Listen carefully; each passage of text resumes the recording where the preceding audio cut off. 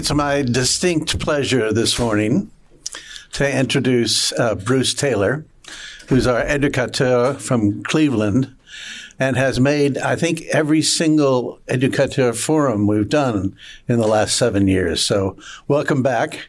Great to see you here, and we're greatly looking forward to the essential question of aeration versus decanting.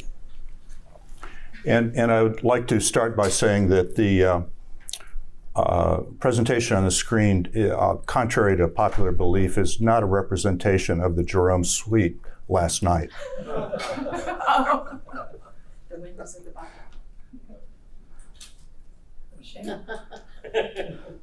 That's not the after party. So, one of the original purposes of the Educateur Forum was to, exchange ideas between chapters about what one could do in terms of education in the different chapters. And so in Cleveland, we do it. I don't know if it's differently or not, but we have one session a year, and it's on a Saturday. It goes from 2 to 5. And what we do is do a presentation of kind of the context of some particular topic, but then that has a question. And then we try and answer that question through a blind tasting that is designed to address that. And so in 2019, the first time we did this, it was, does the 1855 classification have any validity today? In 2020, we did the Saint-Emilion classification of, is this a better than the 1855 because it's not static? In 2022, we did the Grave classification, and some of the question was, did it make sense to pull Pessac-Léognan out of Grave, and are there really true differences between those wines when tasted blind? 2023, we did a session on decanting and aerating wine, and in 2024, we did wine. Just last April, we did wine and cheese pairing in terms of what goes together. So really, what I'm going to present today is what we did in Cleveland with some modification to explain that. We're going to do a very abbreviated tasting relative to what we did in Cleveland. But the objective, and then we're going to show the results of the tasting that we did in Cleveland. The objective is really to, say, hey, you could do this at home, and it doesn't have to be as elaborate. You do it any way you want, but it's really an idea of, hey, this worked in Cleveland. Maybe it would have applicability to the groups that you have in your own home chapters. So I think I pretty much explained this. But what we're going to do is go through the Cleveland presentation. We're going to do it, conduct an abbreviated tasting. We'll discuss the results of today's tasting, and then we'll review the results from Cleveland. Did I go the wrong way? Yes, for some reason. So, no, I didn't go the wrong way. I've confused myself. This is where we started in Cleveland in April of 2023. And the agenda that we did was to review the differences between decanting and aerating wine, the what, the why, and the how. Then to assess the aroma and taste impact of time and method of air contact on a series of wines. And the wines that we did were a range that was deliberately chosen because what you need to do with the wine is largely a function of age. And so in 2023, we had a 2020 Pomerol, we had a 2016 Margaux, we had a 2012 Pauillac, we had a 2004 Pessac-Léognan, and we had a 1996 Haute Bataille. So we had quite a range of vintages to play around with. So the importance really comes back to really what is the life cycle of red wine. This is really what the governing issues are in terms of what we do. And young red wines, they have aging potential. So we're not talking about Pinot, but they have deep color. They're bitter and astringent, very tannic, and they have fruity aromas as well. As it ages, the wine, taste softens, becomes more complex, the aromas change, the color fades, and the sediment, which has got that harsh and bitter taste, that starts to appear as well. And as it dies, because everything has a life cycle, the color turns brown, the taste turns to vinegar, and the sediment level continues to increase. So this is what we're dealing with in terms of a bottle, in terms of trying to know where it is on that cycle of life.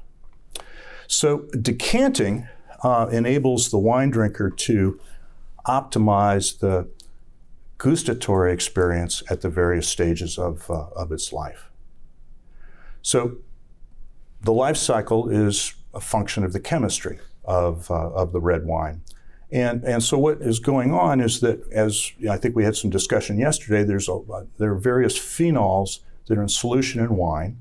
Some determine color, others affect taste. They come from the skins, the seeds, the stems.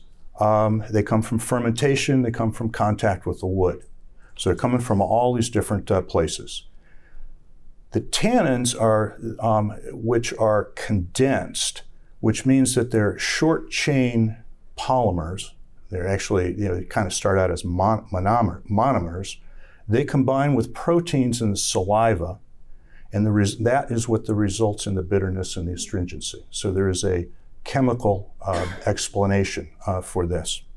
But over time, those phenols polymerize, which means that they form chains which increase in length, and which is no different than in plastic, where you polymerize to get saran wrap and all of those types of plastics. As they get, and of course, this is Eric's on his pyramid yesterday, oxygen has an important role in that polymerization. So we're coming back to what are the key functional things which are going on. So as that wine ages, the polymer chains lengthen and the number of short chain tannins decreases. And so those long chain polymers, they don't combine as easily with the proteins in the saliva, which is giving you that bitterness and that astringency. So bitterness and astringency begins to decrease. And as they combine with the pigment phenols into the longer chains, they get larger and they get heavier, and they start to precipitate out of the liquid, and that's what falls to the bottom and becomes the sediment. And so that's why the color starts to change with old red wines, is because the pigment tannins have polymerized, fallen to the bottom in sediment, and the color begins to lighten up. So that's as a non-technical person, that's what I've been able to figure out from reading.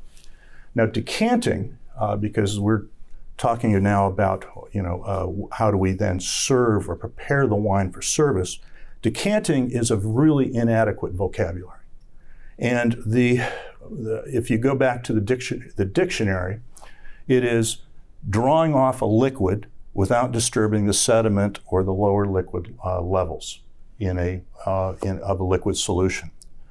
It's also then to pour a liquid such as wine from one vessel to another, and it's to pour out or unload.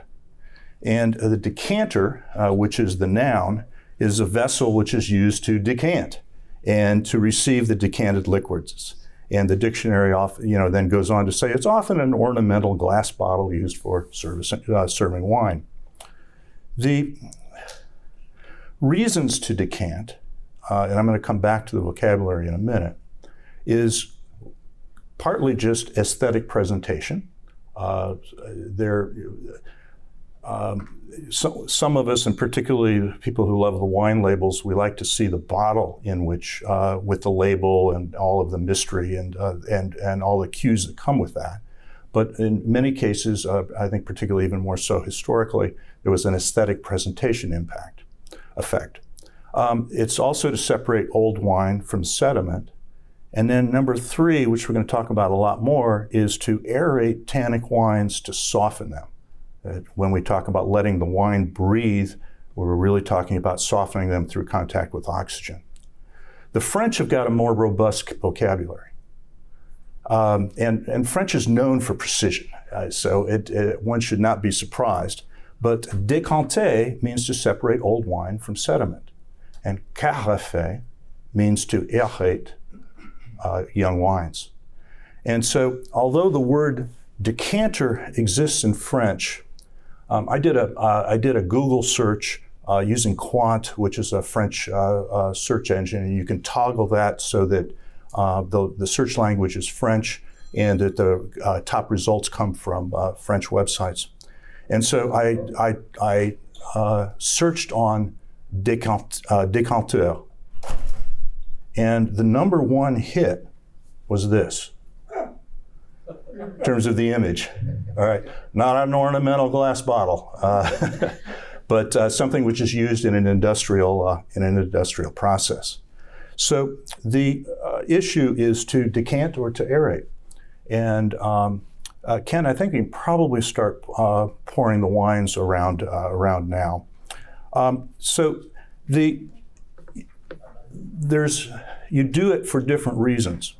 When you aerate young wines, your objective is to maximize the contact of air with the wine in order to accelerate the oxygenation. When you're decanting, the objective is to separate the wine from the sediment, and because older wines are more fragile and they're oxidized, the objective is to minimize the contact with air and to prevent over-oxidization and to protect whatever aromas remain in an older wine. Now, we've all experienced the evolution of wine in the glass throughout the meal, which is it gets more complex, it gets softer, but it also will start to fade, and in many cases it will just absolutely die on us. So that's an important thing to keep in mind. We've all experienced that.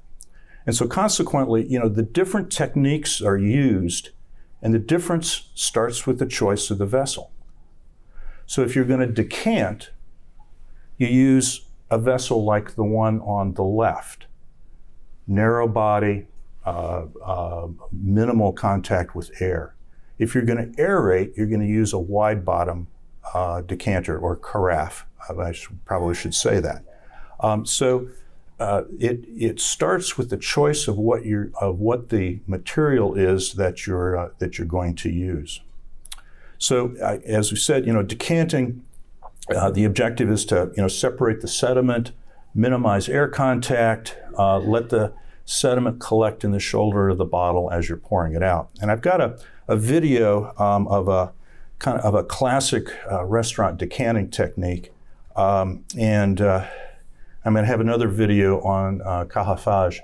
And I searched on YouTube for things that would work in English, and they're all so generic, the ones that I came across, that they were absolutely useless.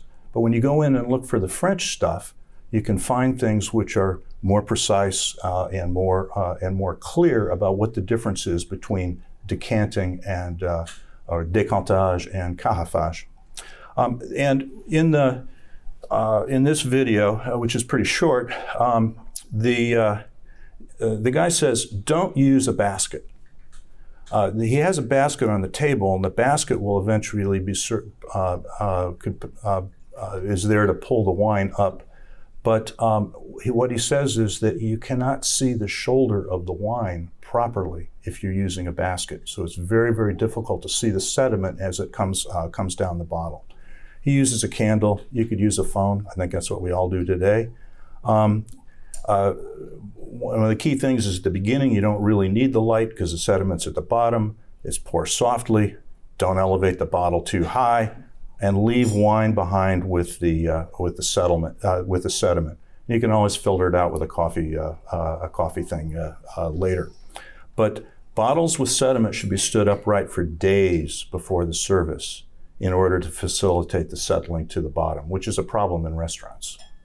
So here's the the video, and it's an absolutely classic. The quality is not that great, but the context is. Uh-oh. Something happened here.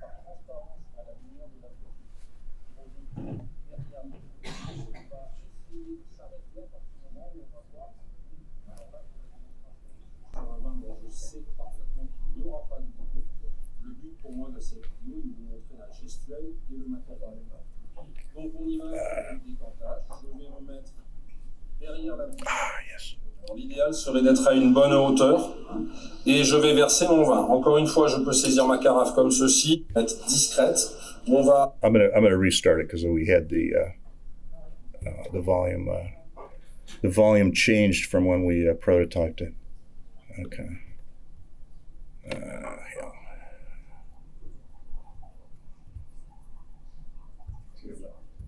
Yeah, I'm trying to. There we go. Être discrète.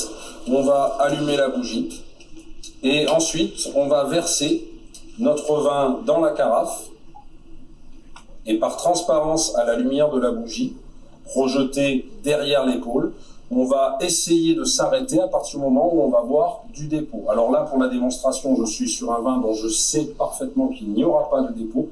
Le but pour moi de cette vidéo est de vous montrer la gestuelle et le matériel. Donc on y va pour le décantage. Je vais me mettre derrière la bougie. Alors l'idéal serait d'être à une bonne hauteur. Et je vais verser mon vin. Encore une fois, je peux saisir ma carafe comme ceci, la main bien ferme ou directement au goulot. Je vais verser. Alors au départ, on n'a pas besoin nécessairement de la bougie, puisqu'on suppose que le dépôt est au fond de la bouteille. Au niveau du débit, on est sur un débit beaucoup plus léger que lorsque l'on a cherché à oxygéner le vin. Et vous voyez que ma bouteille, j'évite de l'incliner trop. Je vais arrêter mon geste pour que vous compreniez. Donc en fait, quand je verse, j'ai adopté une inclinaison et après j'évite de trop monter ma bouteille en montant cette main parce qu'auquel cas le dépôt viendrait beaucoup trop rapidement. Donc je continue. Alors bien entendu, là pour la démonstration, je viens de m'arrêter, mais lorsque l'on décante un vin, on fait ce travail en une fois. Et là maintenant, je vais me mettre à proximité de ma bougie pour essayer de voir par transparence. Lorsque je vais voir apparaître un dépôt, donc le dépôt il est identifiable, c'est une masse solide. Plus les bouteilles sont en couleur claire, plus ce sera facile d'identifier ce dépôt. Plus les bouteilles sont fumées, pour la plupart des vins rouges c'est le cas, ça va être beaucoup plus difficile. Et vous voyez, si vous vous approchez, mademoiselle, avec votre caméra, vous allez voir que ici, on voit la couleur du vin. Et donc, si j'avais des impuretés, automatiquement, je les verrais et donc j'arrêterai de servir. Ce qui suppose, bien entendu, lorsque l'on va arrêter de servir, que le client se retrouve avec un volume total servi qui n'est plus le volume initial, les 75 000 centilitres de la bouteille. It's an interesting remark for training sommeliers, which is that when you decant the wine, you don't pour all of it into the carafe, and warning a new sommelier to be able to explain to the client that yes, we've left a wine in the bottle, but there's a reason for that, and it's for your better experience. Bruising the microphone up. All right, and so now we move to aeration. So that was a very classic decanting, very classic restaurant experience, but very clear in terms of the technique and how. And if you notice the decanter, in terms of it was not wide on the bottom, very careful pouring, and a very great attention to detail in order to separate the wine from the sediment. So with carafage, it's completely different in terms of the objective. You want to oxygenate the wine. You want to accelerate the softening of the tannins, and you want to improve the mouthfeel of the wine. And so the video that we have here is quite different.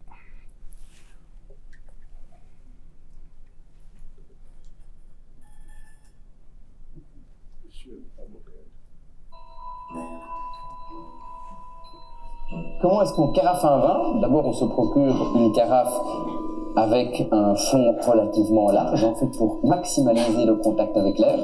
On a bien sûr ici une bouteille de vin. Le principe, c'est de verser le vin de la bouteille dans la carafe et de maximaliser le contact avec l'oxygène. Donc on peut y aller franchement, il faut y aller franchement. N'ayons pas peur. C'est pas l'objectif, n'est pas d'être créatif avec le produit. Le produit doit être flashé en termes de shooter à l'oxygène, si vous me permettez l'expression. Une fois qu'il est mis dans la carafe, vous pouvez tourner la carafe. Il y a même des sommeliers américains qui se sont amusés à la faire passer dans les mixeurs, mais ça c'est juste un peu pour le fun. Mais l'idée, c'est que le vin s'oxyde, s'oxygène, s'aère. C'est ça l'objectif du carafage. C'est pour ça d'ailleurs que le fond, enfin pas le fond, mais la surface de contact est bien là. Quand vous en avez un peu marre, vous le versez dans le verre. Parce que vous connaissez la règle, il n'y a qu'une solution, c'est la dégustation. Didn't work? Didn't project? For you. Okay. Check to see if it works for you. Whoops. We're gonna. All right. So there. So the objective with the young wines is to aerate, and the decanting or pouring it into a carafe is one way to do that. The second alternative is to use an aerator, and there's all kinds of gadgets on the market for this. There's some that are bottle mounted. There are others that are pour through devices that you put into the neck of the bottle.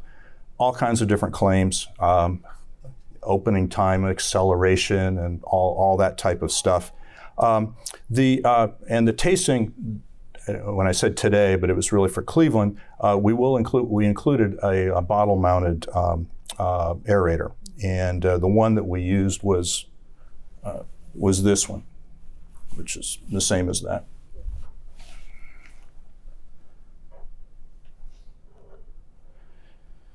So, art and science, it's really kind of interesting because that was the title of the slide we did a year ago, and here we are at art and science. Some things you just can't be, you just have to be lucky. But there's a reasonable consensus that young wines should be aerated and that old wines may be decanted. And what is the question is, and this is where there is science, but there's also a lot of art in terms of what's an old wine and what's a young wine. When you're talking about red wine with aging potential, so again, not the Pinot, the literature suggests that 10 years is kind of a break point. In terms of anything younger definitely needs aeration, anything older might. And then you get into the question of very old wines, and many would say that they should never be decanted. They stand them up a long time in advance, maybe open them an hour before. Be careful when you pour them into the glass, so that essentially you're decanting into the glass as opposed to decanting into a decanter. But the question is, how old? Is it 30 years, 40 years, whatever? And of course that depends on the vintage. It depends on the producer in terms of what they did. It depends on how the wine's been stored. There's a lot of unknown. There are known and unknown variables that are there to think about Mr. Rumsfeld's way of thinking about the world. So in Cleveland, what we did was, again, the objective was how do different opening times and serving preparation affect the aroma and the taste today, and for younger wines, we did an open and serve. We did an open and serve using an aerator. We did an open double decant and serve. We decanted 2 hours in advance, and we opened 24 hours in advance and recorked. So there were 5 different preparations. For the older wines, we eliminated the aerator. So there were only four preparations there. And so in Cleveland, we would have preferred to taste blind, but the logistics were just too crazy with as many glasses and things out in decanter versus not and that type of thing. So we opened the wines in flight by vintage, and we tasted from the shortest open time to the longest. And then we asked people to rate each wine in the flight in a rank order preference for both aroma and then taste. And the rating sheets had a high-level generic descriptors for both aroma and wine. And you have tasting sheets here, which are basically the same format as what we did in Cleveland. And so today, what we're going to do is cut that down to a flight of 2019 Chateau Palumet wines, and they have been prepared differently. So number one is, number one is just opened and poured, so it was just opened a little bit ago. The second, number two glass was double decanted 2 hours ago. Ken and I did that about 7:30, quarter to 8. And then the last, glass number three, we pulled the corks yesterday late morning, and then just put a plastic cap on them so we weren't fooling around trying to put corks back in, and everything went with that. So what I'd ask you to do now is taste the three different ones, and the glasses were not numbered. So Ken, what is the order? The one closest to you in the front is wine number one, and then 2 and 3. Okay, and so there's a sheet there, and if you would care to, it'd be great to fill out what, particularly the rank order preference or any comments you've got. I'd like to collect those afterwards, and we'll tabulate them. And I'm sure I can align the 1, 2, and 3 with your 3. It's inverted. It's inverted from that order. That was my question. Closest glass to you is pop and pull. Yeah. Yeah. What happened with number 2? Is that number 2 glasses of wine. Just like this. That's why I pulled it off as confusing. Yeah, that's why I asked. Check that mic to see if the mic's even working. Hello? No, it's not. No, it's dead, huh? Hello? Yeah. I didn't touch anything. I call. I know about you touching stuff. Is that on there? Yeah. I maybe when I moved the gooseneck. When I moved the gooseneck, I must have put. Yeah. Okay. When I moved the gooseneck, it went off. Bruce, when you said double decanted, it was decanted and then poured right back into the bottle. Right. So it didn't rest in the decanter for anything. No, we poured it into the decanter, splashed it around a little bit, rinsed out the bottle, and then poured it back in the bottle. Yeah. So it did separate the sediment. Yes. Yeah. This is a double. And the one that was open 24 hours in advance, you just open it, expose it to oxygen, and then recork it. Pull the cap, and then we have these little plastic pourers with a cap on it. We just put those back on and So let them it's sit for a day. basically. So you've only exposed Yeah, a little bit. just of a little oxygen. bit. Yeah. And does the oxygen actually get down? And is it heavy enough to get down into the Yeah, neck of the it'll bottle? get down a little bit. Oxygen's Yeah. heavier than what's. Yeah. Well, Okay. the question is, do you discern any impact Yeah. compared to the one that was just I always opened? thought, Yeah. Decanting it, like with a wine that needs air. If I did the day before, I would leave the cork off Yeah, you could. Didn't want for to. some period of time. Well, I'll explain why we did it the way we did it later. But but also I didn't want to leave the bottles open sitting here. Oh, yeah. Okay. Yeah. That's true. For various reasons. Yes. Might even if not people, maybe some critters.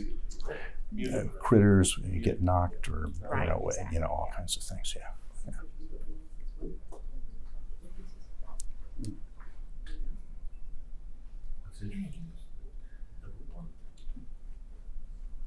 I don't know if you could see, but on the Rumsfeld idea, ours were all poured. I think it only happened at this table, and then they took away our number 2 and said they made a mistake, and then brought. At least a few tables, because she had about maybe 10 glasses there, I think. So, So we don't know whether we have. I don't know what the mistake was. The surprise to me was if there was a mistake made, How would they know? how was there enough wine to replace it? But anyway, that's the unknown I can tell you unknown. the number 2 is most muted in mine, and it's the most bricked looking. Number 2. I smell these 3. Yeah, they didn't pour. They didn't pour me, so I don't have. I haven't tasted the smell of it. Yeah. That's the least expressive in there.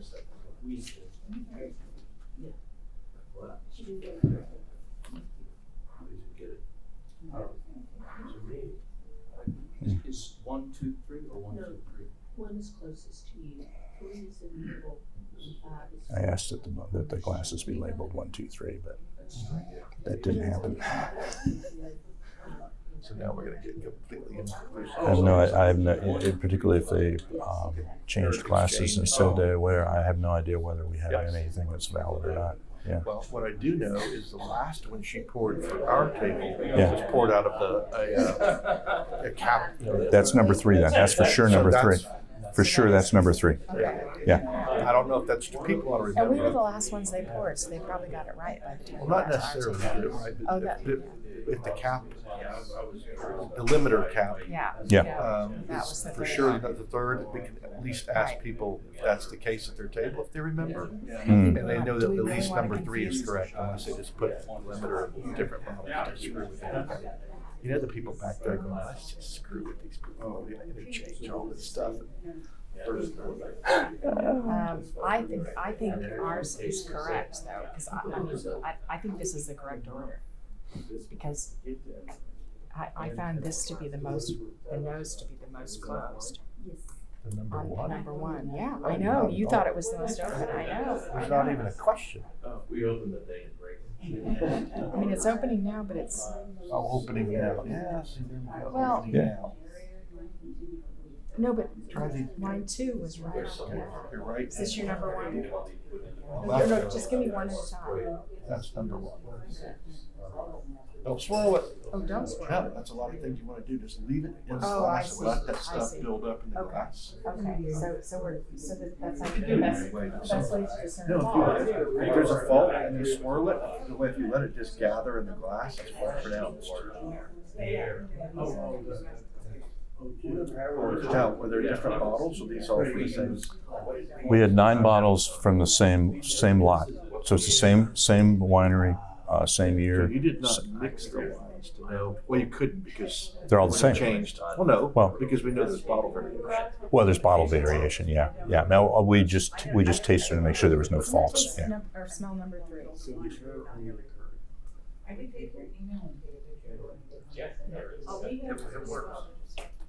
Well, here's the important thing, is he still remembers? Yeah, this is the. Yeah, they are. They are. I'm from their point of view. They were poured from the same bottle. Yeah, they were. Yeah. Mine was a little less.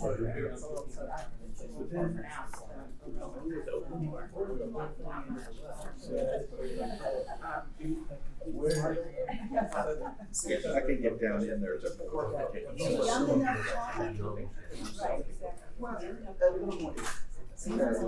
but it was 24 hours.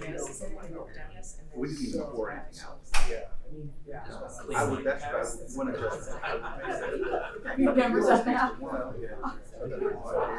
I've got several times, but I usually count myself. I think Talk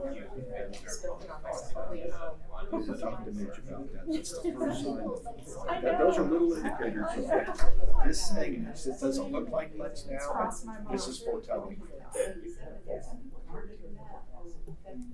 I'm glad I just explained that. This is exactly what I don't want. I actually did a Actually, all the fruit are 2 to 3. The fruit's gone. I had a 5 liter. And, yeah, I didn't have enough decanters for 5 liters, so I decanted into 3 decanters. It depends. At Davy Show. And then once it came time to serve, I pour it back into the bottle so that we can serve it in the bottle. And then about depends on the bottom third of the commodity, we don't.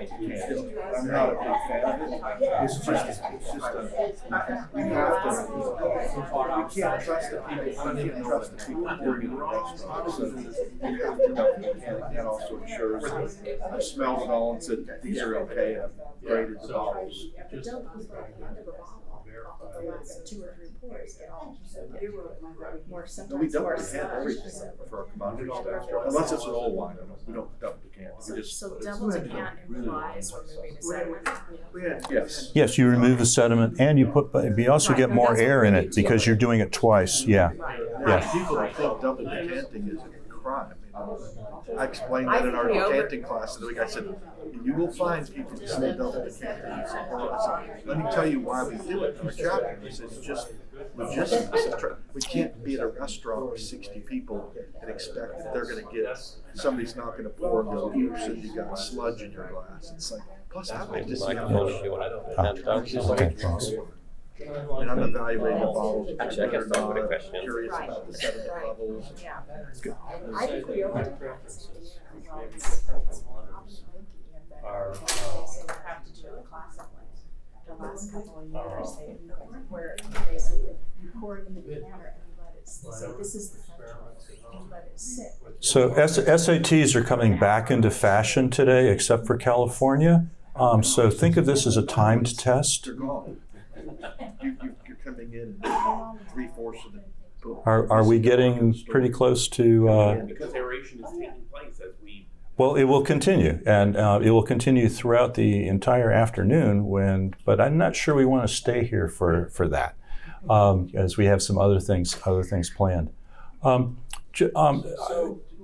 Yes. Did one of these have the aerator? No aerator in this sample here. It's as described. It's as described on the sheet. And which uses only prime numbers. You can use prime numbers. I would, like 1, 2, and 3. That's all you need. My 2-year-old grandson can do that in both English and French. But we have 1, 3, and 5 though. This time. You have 1, 3, and 5. Did I make a mistake? Did I cut it off? Yes. You went for odd integers. Which, as you point out, I should have said odd integers. Yeah. No, so I apologize because I just redid the sheets and cut them down, and I missed that number 5 should be number 3. Yeah. Our grandson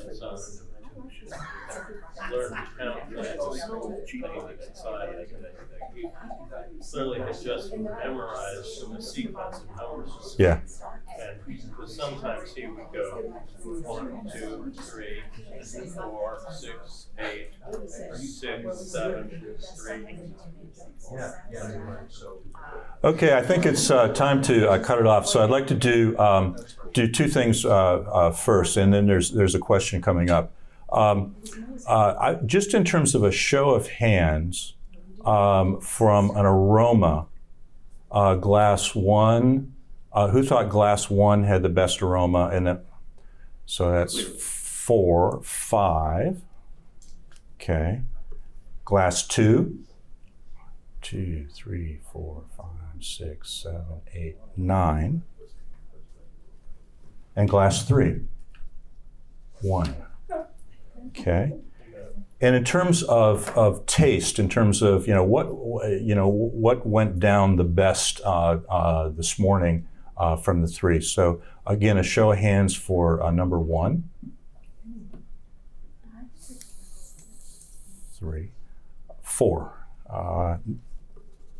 There's only 4 correct. Number 2. Oh, number 1, 2, 3, 4, 5, 6, 7, 8, 9, 10, 11. Second one. Oh, well, it's 3 though. Number 3. number 1. Okay. No, number 5. 3 or 5. I'll take both. I'm now going to share what the results were in Cleveland, which was more complicated because we had more opening methods and more wines of different ages. But there was a question first.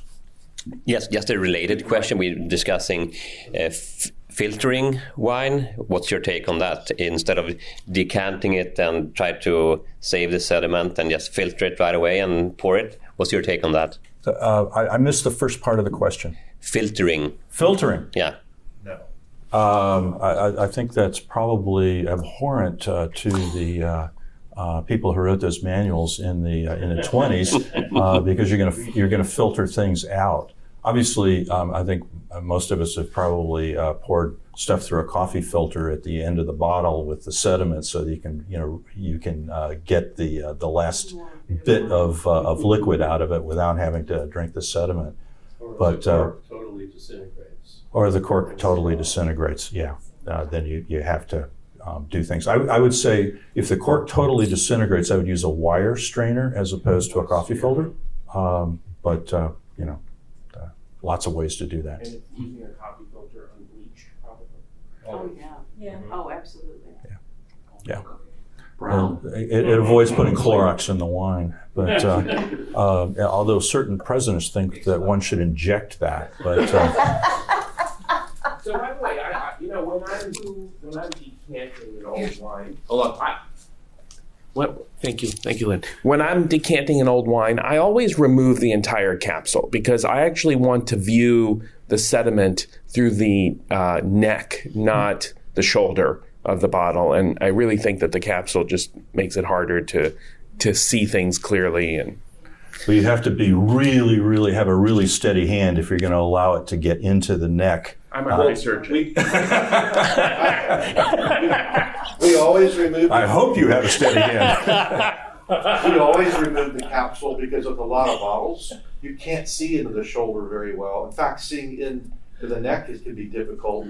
But a lot of times you can't catch it at the shoulders, and you only see it when it's coming through the neck of the bottle. Then you just stop. Once you start to see that flow, you stop.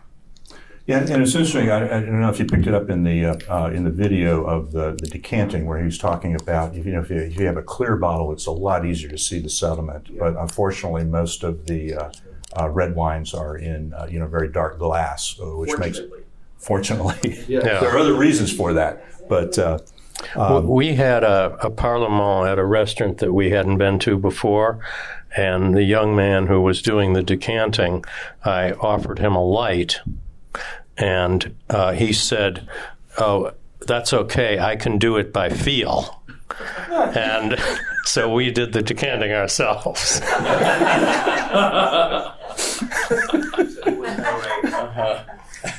Well, maybe if he was, if he could tell the change in weight as a sediment came down to the neck and could ascertain that, it would be okay.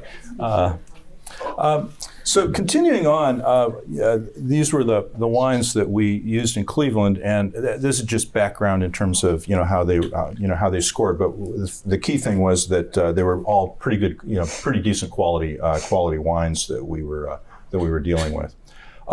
So what we saw in Cleveland, because we had sheets and scoring and all of that type of thing.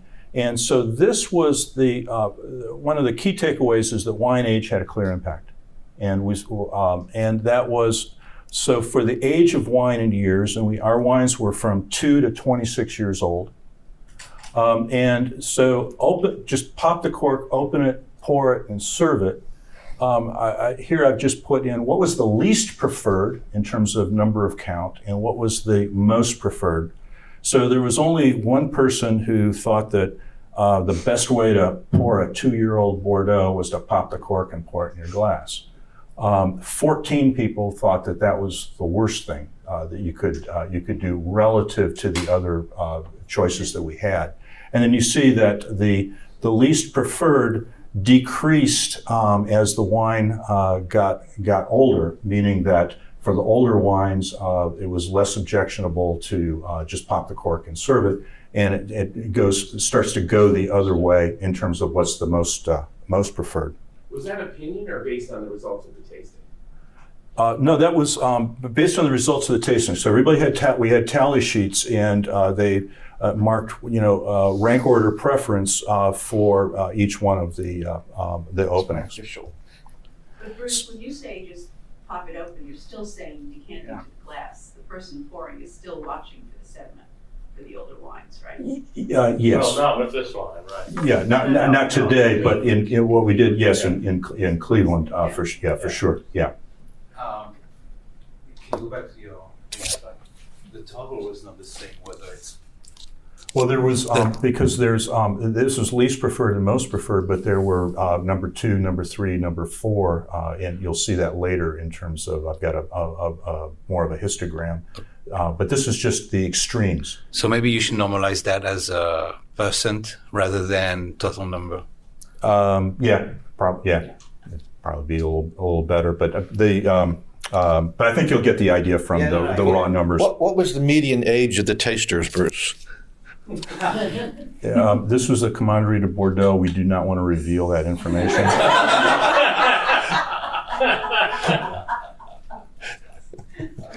So open, double decant, and serve. Again, the same type of scale, age and age of wine, and the most preferred was it went up very highly. It was an interesting dip on 10 years old, which I think was the 2012 Grand Prix Lacoste. But then obviously as you got older, that was the most became more preferred. So in this case, it was actually, with the old wine, open it, double decant it, and then serve it, but not double decant it 2 hours in advance. People preferred that presentation. Decanting 2 hours in advance. Again, at the 18 years, that kind of pop, declined and then popped up. But it's interesting that the least preferred also grew with time, which is I'm not quite sure I know how to interpret that. Open 24 hours in advance. For the younger wines, that was a highly preferred way to do it. And again, that's just pulling the cork and then putting either a plastic or rubber stopper back in. We didn't try and force the cork back in, and certainly you don't want to turn the cork upside down and force it back in, which many people do because it's easier. But as we got into the older wines, that was the least preferred. And I'm going to come back to that because that was an unexpected result. And I'll explain why later. So the other way to look at this is that young wine clearly needs air. So these were number 1, number 2, number 3, number 4, number 5 votes. So the rank order preference for the different opening methods. And so this was the 2020. It was a 2-year-old wine, Le Coyer. And you can clearly see that open and serve, 14 people thought that was the worst way to do it, and number five votes. And very, very few people preferred that is either number 1 or their second choice or their third choice. Open used an aerator and serve, it popped up quite a bit in terms of much better relative to open and serve, and results that are somewhat related to the double decant. Open, double decant, and serve. Again, it gets better in terms of the impact of is the wine tasting good today, and then decant 2 hours in advance, and then open 24 hours in advance really popped up. So, it's not surprising, but the more air contact with the youngest wine, even though there's a dispersion because we're all human beings and we perceive things differently, the young wines needed definitely more air. And you still see the same thing at for 6 years of age. This is a 2016 Malescotte Saint-Exupéry. And open and serve, 12, thought it was the worst thing to do with that bottle of wine. Open 24 hours in advance, got 11 votes as number one. It was the best way to go with that. How long was the cork left off the bottle? Immediate replacement of the cover? For which? The third bottle, in this case. The open 24 hours in advance. Yeah. So you pull the cork and then you replace it with a cover of some sort, plastic cover. Plastic cap, yeah. And how quickly do you replace? How quickly do you close the bottle after it's been opened? A minute, a couple minutes. I mean, yeah. It was not for a long period. Yeah.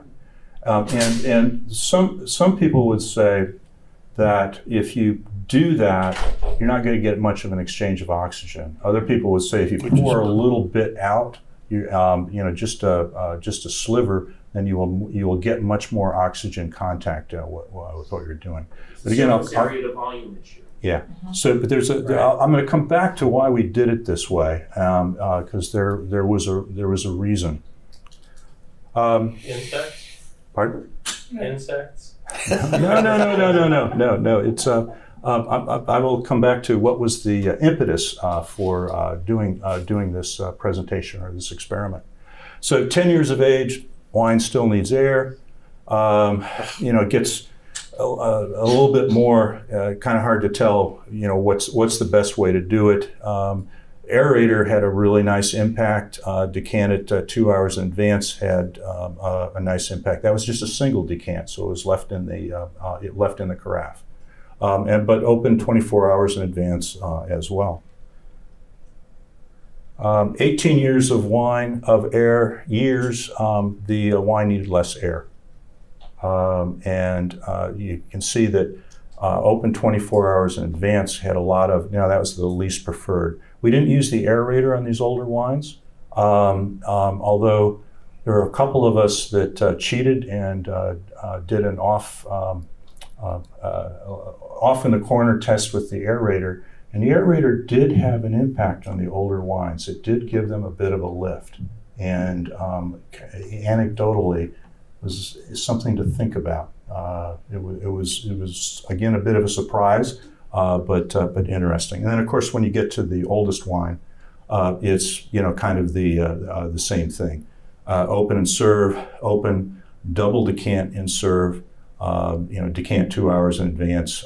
Again, the more oxygen you're putting into it for a 26-year-old wine, the more you risk doing damage. So Bruce, yes. Quick, go back a slide. Okay. So the 2 hour in advance decant really is going to have a whole lot more oxygen than the open 24 in advance. Mm-hmm. So it's not a linear scale of they're getting more and more. I mean, the third one really has the most amount of air exposure. Yeah, yeah. So it's and it is that art and science thing in terms of how much is enough and how much is too much. Hard to say.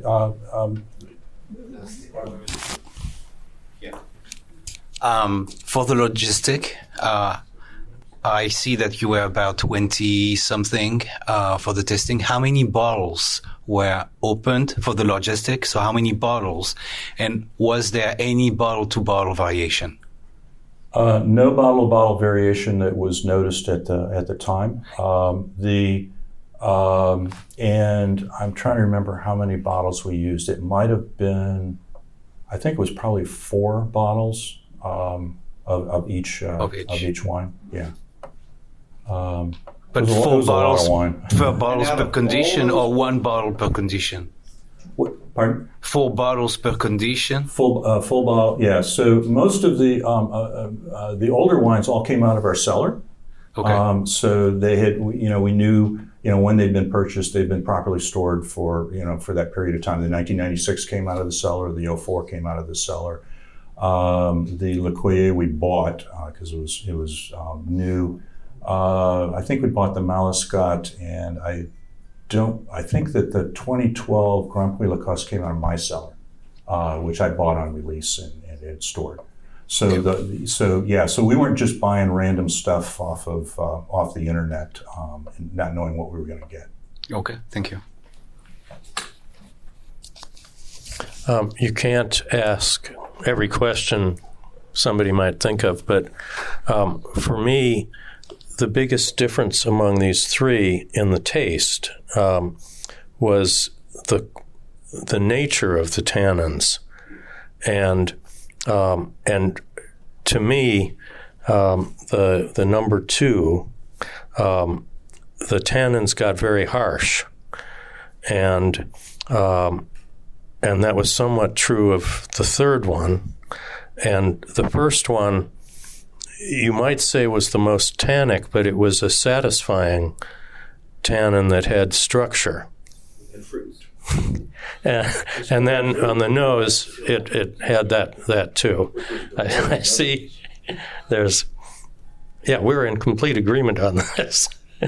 But anyway, I just wondered, did people comment on the quality of the tannins in the? No, we didn't. We didn't get that kind of conversation, and that may be in that you're kind of shocking the tannins with oxygen, and maybe it hasn't had enough time to go as soft or as attenuate as what one would like. That would be a hypothesis. I'm not a microbiologist. Right. Thanks. So the aerator had an impact in terms of the rank votings, particularly compared to compared to open and serve, because that's only when you're going to use an aerator anyways. If you just pop in the cork and want to use that, it definitely had a discernible impact on the wine. We didn't know that. We didn't have any particular hypothesis going in. So it was interesting in terms of those results. But people knew it was being aerated, though. Yeah. Everybody, it was clear in terms of what 1, 2, 3, 4, and 5 was. The favorite wine of the event was the 2016 Malescotte Saint-Exupéry, because we asked that in terms of which was just the wine that you liked. This is just for interest. Le Coyer got no votes, but it was so young and so tannic that it's not a fair comparison. Some further thoughts. The impetus for this was two things. One, we had a dinner in Cleveland where a 30-year-old wine had been double decanted probably 2 hours in advance of the dinner, poured into the glass at that time, and then we did the whole Parliament thing with the champagne and stuff like that, and then the course, and that was the wine that went with the last course, because this particular country club just wants to pour everything out ahead of time. The wine was dead. It was just absolutely dead, and it was a beautiful wine. Now on this one, and that was, we're not doing things right here. The second was Michel Levinot, who was the former maître, took a group to Bordeaux in 2015, and we had a dinner at Pichon-Baron. And our host said, "Hey, we did something interesting last week that I'd like to tell you about." What we did is we pulled 1996 Pichon-Baron out of our cellar, and we tasted it. We did 4 different things. One, we opened 24 hours in advance and recapped. One, we decanted 2 hours in advance. One, we double decanted right just before service. And then one, we just popped the cork and served. And then we tasted them blind, so nobody knew what was going on. And the winner was the open 24 hours in advance. So that was my hypothesis going in terms of what our experiment or experiential experience in Cleveland would be. And the results were completely the opposite. Now, ours were not blind. I don't know if that would have had an impact or not. But a little bit of the control for that is that we had that the open 24 hours in advance was the preferred method for some of the tastings and was the least preferred for others. it was more preferred for younger wines and not preferred for the older wines. So there's a bit of an internal control there in that people didn't diss the 24 hours in advance continuously across the board. So that was really quite interesting. And then the other thing is, what do you do with old wines? Should you decant or not? That's a long debate. I've got some stuff here from Oduz in terms of who is a specialist in old wines and very old wines. I'm not going to read all that. By which you mean at least 80 years old. Yeah. So we're into a different thing there. But there's also an article from a decanter, which is on the table, where a critic, and she's particularly talking about Barolo, which is clearly a very tannic wine, particularly in its youth, about should you decant old wines or not, and that type of thing. So I'll leave that for your reading pleasure.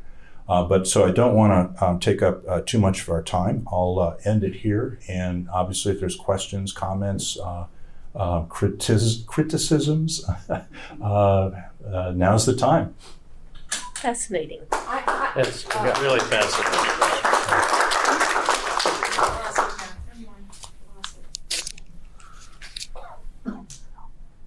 Could you pull up that last slide, Bruce? Because I didn't have a lot of text. I couldn't read it all. Sure. Let's see. Bruce, I would like to ask you one question. Yeah, go ahead. And that's about just uncorking, oxygenation, comparing surface area to bottle volume. When you just uncork it and let it sit there, is oxygen heavy enough, first of all, I presume it is, to fall into the neck of the bottle to get the surface area of the top of the wine? And does oxygen actually permeate the liquid?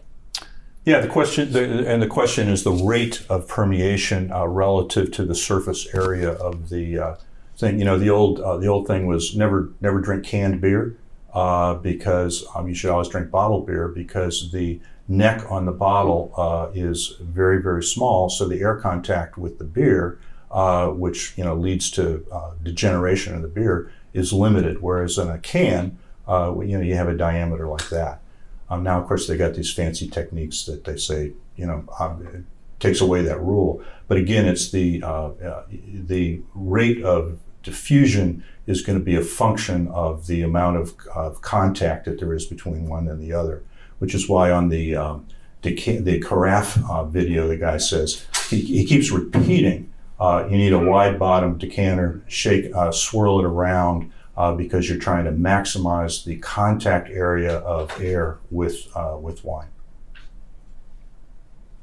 So the 24 hours in advance for an older wine is you're getting a little oxygen in there, but you're not flooding it. If you wanted to get a little bit more, I think we talked a little bit earlier, just pour a little out, and then because that will get more oxygen into the neck. The other thing is, of course, when you pull the cork, you release whatever was in there. And the reason, of course, to cap it is you don't want to lose too much in the way of aroma. But there are some stuff you probably want to lose. Even better, it's really just to pour it in the glass and let it sit in the glass for 20 minutes or half an hour or so. And then you can sip it and try when it's at the best as well.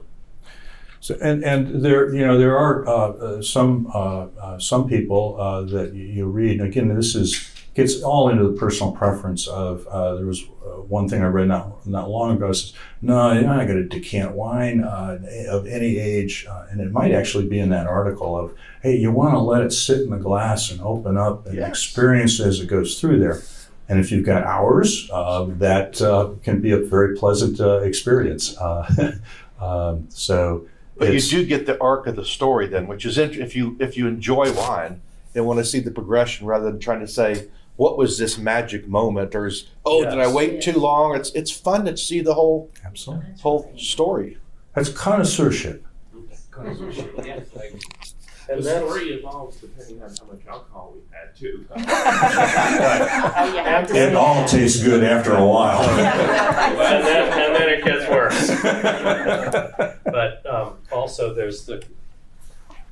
there's the question of if you're seeing the long arc over a long meal,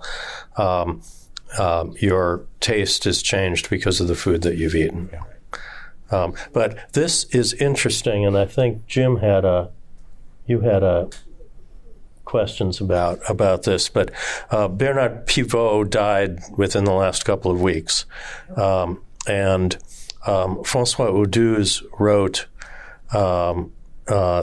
He's very proud of the fact that Pivot had a very old bottle of wine and said, "I'd like to adouzer it and take it to one of his dinners." But it was actually because Pivot didn't like 80-year-old wines and thought that it would be an appropriate thing for one of Audouze's meals. And Lindsay and I arrived really early to a wine tasting in Paris once, and the only person there was François Audouze. And so we were talking to him, and I'd read his books about why you should drink these incredibly old wines. But he had a question for us about an English word. He said, "What means berserkers?" Now, do you know the English word he was referring to? Yes. It's because of the wine the wine site Wine Berserkers. Oh. And he follows that very closely and had been wondering what berserkers meant. Well, we do go berserk over wine. Anything else? Thanks again. Fascinating.